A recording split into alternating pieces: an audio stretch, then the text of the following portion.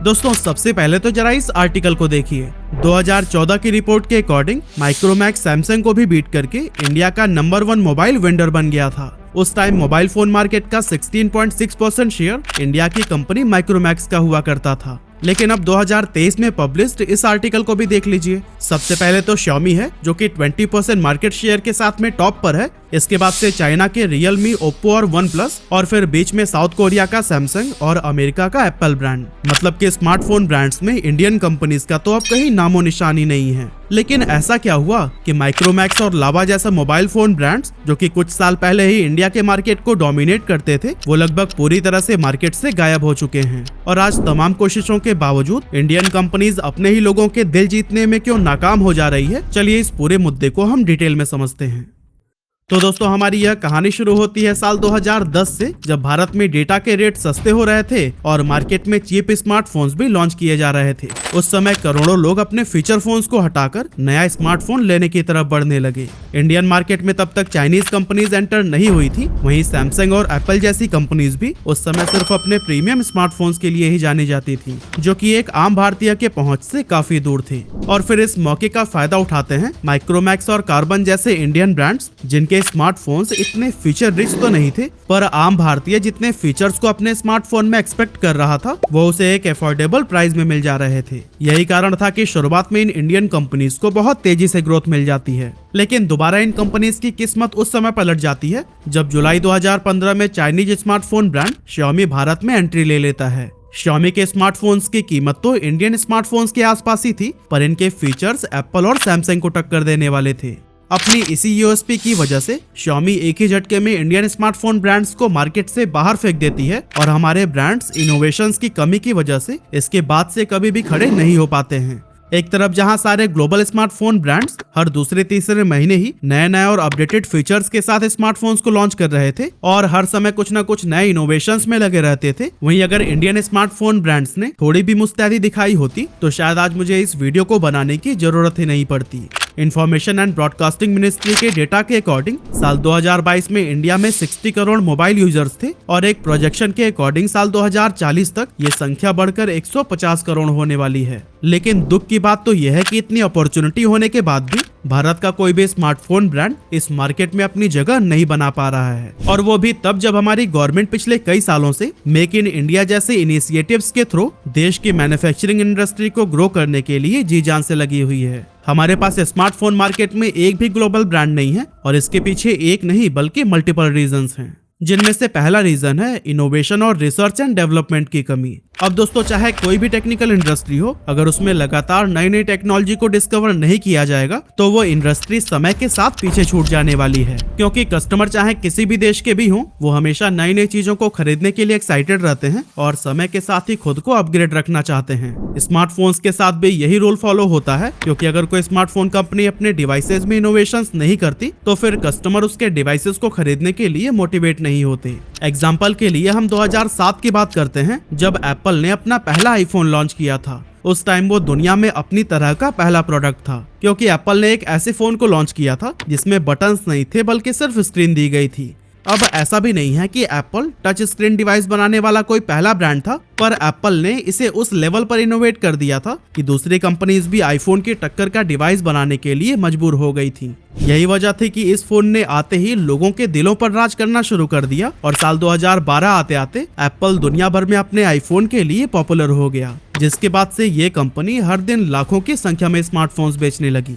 अब दोस्तों आपने देखा होगा कि हाल ही में सैमसंग के फोल्डिंग स्मार्टफोन्स काफी पॉपुलर हो रहे हैं, जिसे उनके द्वारा सबसे पहले 2019 में लॉन्च किया गया था। हालांकि इस फोन की कीमत काफी ज्यादा है, लेकिन टेक्नोलॉजी के मामले में ये एक नया इनोवेशन है और लोग इसे हासिल करने के लिए काफी एक्साइटेड रहते हैं। धीरे धीरे सैमसंग ने अपनी इस टेक्नोलॉजी को और बेहतर किया और फिर कुछ समय के बाद क्लैम्पशेल डिजाइन वाले फ्लिप फोन को भी लॉन्च कर दिया। इस फोन के लॉन्च होते ही सैमसंग की पॉपुलैरिटी लोगों के बीच पहले से काफी ज्यादा बढ़ गई। हालांकि दूसरी कंपनीज ने भी फ्लिप फोन लाने की कोशिश तो की, लेकिन इसमें उन्हें 4 साल से भी ज्यादा का समय लग गया, जितने में सैमसंग ने फ्लिप फोन मार्केट को पूरी तरह से डोमिनेट कर लिया। आप इसी से अंदाजा लगा सकते हैं कि लगातार इनोवेशन करना एक ऐसा फैक्टर है जो कि आपके ब्रांड को टॉप सेलिंग कैटेगरी में रखने के लिए इम्पोर्टेंट रोल प्ले करता है।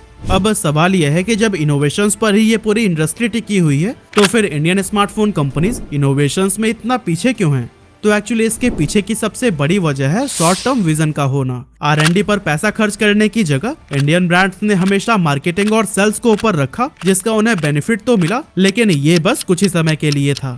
इंडियन स्मार्टफोन ब्रांड के डिक्लाइन का दूसरा सबसे बड़ा रीजन है रीब्रांडिंग। अब दोस्तों, जब एप्पल और सैमसंग जैसे ब्रांड दुनिया भर में अपनी जगह बनाने में लगे हुए थे, उस समय माइक्रोमैक्स इंडियन स्मार्टफोन ब्रांड का टैग लगाकर चुपचाप चाइना के स्मार्टफोन्स को मंगाकर बेच रहा था। इनफैक्ट उस समय लगभग सभी इंडियन ब्रांड मेजरली दो तरह के बिजनेस मॉडल पर काम कर रहे थे। या तो वो चाइना जैसे देशों से पार्ट्स मंगाकर अपने यहाँ पर असेंबल करते थे, या फिर वे बल्क में directly ready to use smartphones मंगाकर अपने यहाँ पर रीब्रांडिंग करके उन फोन्स को सेल कर दिया करते थे। अब रीब्रांडिंग करने की एक बड़ी वजह थी इंडियन ब्रांड्स के पास पैसों की कमी। अब मैन्युफैक्चरिंग यूनिट के सेटअप के लिए टेक्नोलॉजी इंफ्रास्ट्रक्चर के साथ साथ लेबर में भी इन्वेस्टमेंट की जरूरत थी, लेकिन इंडियन स्मार्टफोन ब्रांड्स के पास बहुत ही लिमिटेड फाइनेंशियल रिसोर्सेज थे और उनके लिए बड़े इन्वेस्टमेंट कर पाना काफी ज्यादा चैलेंजिंग था। यही वजह थी कि इन ब्रांड्स ने बहुत ही शॉर्ट टर्म विजन रखा और ब्रांड की पहचान बनाने की जगह फॉरेन मैन्युफैक्चरर से प्रोडक्ट्स को मंगाकर बेचना और कमीशन बनाना ज्यादा सही समझा।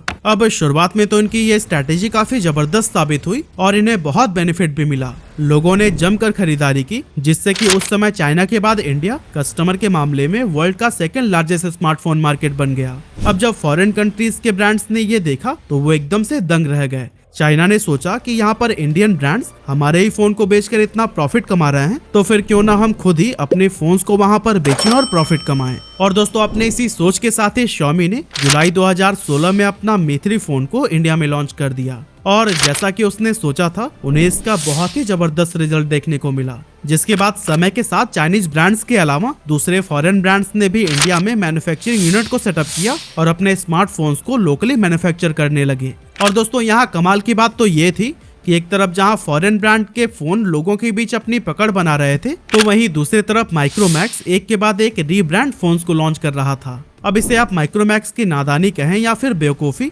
ये फैसला मैं आप पर ही छोड़ता हूँ। अब दोस्तों, स्मार्टफोन मार्केट में इंडियन ब्रांड्स के डिक्लाइन का एक और बड़ा रीजन है इंडियन ब्रांड्स के द्वारा हाईएस्ट मार्जिन लेना। अब आपको पता ही है कि स्मार्टफोन मार्केट बहुत ज्यादा कॉम्पिटिटिव है और यहाँ वही कंपनी टिकती है जो कम मार्जिन और चीप प्राइस पर अपने स्मार्टफोन बेच पाए। इंडियन कंपनी जहाँ अपने मार्जिन को 20 से 30% तक रखती थी, वहीं चाइनीज कंपनीज मैन्युफैक्चरिंग यूनिट लगाने के बाद भी सिर्फ 5 से 6% के मार्जिन पर अपने फोन सेल कर रही थी। लो मार्जिन होने की वजह से लोगों के लिए चाइनीज ब्रांड्स के स्मार्टफोन्स काफी सस्ते होते थे और जैसा कि मैंने आपको पहले ही बताया कि फीचर्स के मामले में तो भारत चाइना को टक्कर ही नहीं दे पा रहा था, जिससे कि इंडियन ब्रांड्स का धीरे धीरे अस्तित्व ही समाप्त हो गया।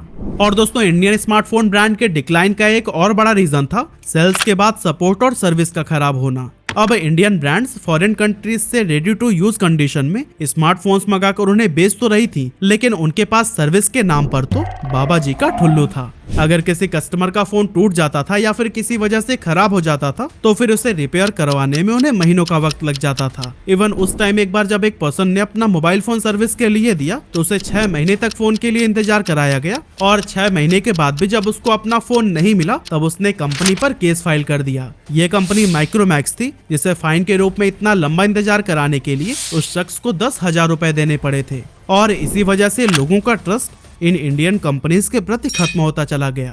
अब देखा जाए तो उस समय यह इंडियन ब्रांड्स अपनी सर्विस देते भी तो कहां से, ये लोग तो फोन चाइना से मंगवाते थे, जिस वजह से ना तो उनके पास कोई मेजर कंपोनेंट्स होते थे और ना ही फैक्ट्री थी और रिप्लेसमेंट में नया फोन देना भी उनके लिए पॉसिबल नहीं था, क्योंकि अगर वे ऐसा करते तो फिर लॉस में जाने लगते। और दोस्तों, इन्हीं सभी रीजंस की वजह से आज भी हमारा देश एक ग्लोबल स्मार्टफोन ब्रांड प्रोड्यूस करने में नाकाम साबित हुआ है।